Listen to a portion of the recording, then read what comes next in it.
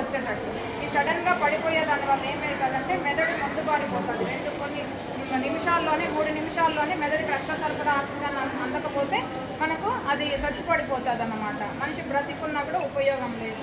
కాబట్టి వీటికి ఇట్లాంటి అత్యవసర సమయంలో దాన్ని గోల్డెన్ టైం అంటాం. ఈ గోల్డెన్ టైంలో 1 నిమిషంలో కూడా మనం ఈ విధంగా వేయడం వాళ్ళు చెప్పినట్టు మనం ఆ విధంగా గుండెకు స్పందన చేస్తే అది హృదయం మళ్ళీ పట్టుకోవడం ఆరంభిస్తుంది. దానివల్ల మనకి ప్రాణాపాయం తగ్గుతుంది.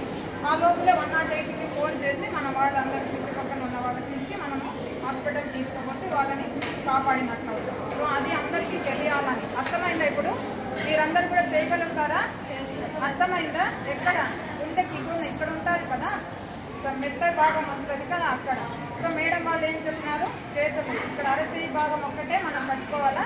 ఇలా చేతి మీద చేయి వేసుకొని ఆ గుండెను మళ్ళీ అక్కడ నొక్కాలి. ఇట్లా మనం గట్టిగా నొక్కినట్లు చేస్తే అది కొంచెం స్పందన అవుతుంది. ఆ స్పందన అయినప్పుడు మనకి గుండె కొట్టుకోవడం వస్తుంది.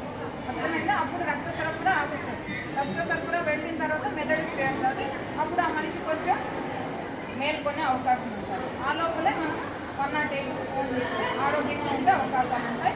ప్రాణాపాయము చాలా వరకు మనం తగ్గించినట్లు, మీరే కాపాడినట్లు ఉంటుంది. కాబట్టి ప్రతి ఇంట్లో ప్రతి మహిళ ఈ విషయం తెలుసుకుంటే ఆ కుటుంబం ఆరోగ్యంగా ఉండే అవకాశం ఉంటుంది. కాబట్టి మనము చిట్చాటుగా ఏదో మాట్లాడుతుంటాం ఇంటికి పోయినప్పుడు. మీరు ఇంటి నుంచి వెళ్ళిన తర్వాత మేడం గారు చెప్పిన విషయాల్ని కొంచెం గుర్తుపెట్టుకొని ఈ విషయాల్ని మళ్ళీ మనం అక్కడ పక్క ఇంట్లో వాళ్ళతో చెప్పండి. సడన్గా మనం కూడా పడిపోతాం తెలియకోకుండా. అలాంటి అత్యవసర సమయాల్లోనే మనం ఈ సిపిఆర్ అనేది చేస్తాం. హృదయం శ్వాసకోశ తీసుకునేదాన్ని పునర్జీవన చేస్తాం. దీన్నే అర్థమవుతుంది కదా. మీరందరూ ఈ విషయాన్ని గమనించుకొని మీరు ఇటువంటి అత్యవసర పరిస్థితుల్లో మీరందరూ వాళ్ళ ప్రాణాలను కాపాడాలని మా హాస్పిటల్ సూపరింటెండెంట్ మేడం వాళ్ళ తరఫున మిమ్మల్ని అందరినీ విన్నవించుకుంటున్నాం. అర్థమవుతుందా? దీంతో పాటు అందరూ ఆరోగ్యంగా ఉండాలి. దీంతో పాటు సూపర్ జిఎస్టీ తెలుసా? మన ప్రభుత్వం పెద్ద రాష్ట్ర ప్రభుత్వము కేంద్ర ప్రభుత్వం మనం తీసుకునే మందులు చాలా వరకు డబ్బులు తగ్గించాలన్నమాట, దాన్ని ఆదా చేసుకునేదానికి. కాబట్టి మీరందరూ కూడా ఆ మందుల ధరలు కనుక్కోండి.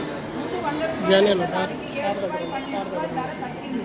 కాబట్టి మీరందరూ ఆలోచన చేసుకొని మనం అందరూ ప్రతి ఇంట్లో బీపీ షుగర్ జబ్బులు ఉండే వాళ్ళే ఉన్నారు.